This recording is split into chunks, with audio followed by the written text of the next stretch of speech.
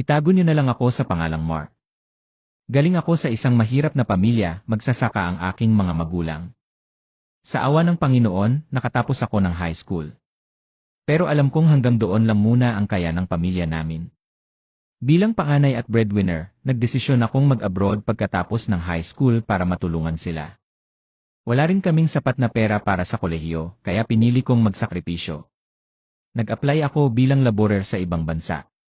Mahirap, lalo na sa murang edad, pero kinaya ko. Kailangan kong tumatag para sa kinabukasan ng pamilya ko. Sa bawat pawis at pagod, iniisip ko ang mga pangarap namin. Hindi naging madali ang lahat, pero ang pagmamahal ko sa kanila ang naging lakas ko. Sana balang araw, makabalik ako at maipagpatuloy ang pag-aaral.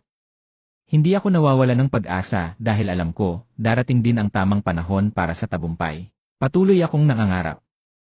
Kahit malayo, ang pamilya ko ang inspirasyon ko. Sa sipag, tiyaga, at panalangin, alam kong makakamit ko rin ang mas magandang kinabukasan balang araw. Marami mang pagsubok ang dumating, hindi ako sumuko. Natutunan kong pahalagahan ang bawat sakripisyo. Hanggat may pangarap at pananalig sa Diyos, may pag-asa at tagumpay na darating. Kung nagustuhan mo ang kwento ko, paki-like at share para ma-inspire din ang iba.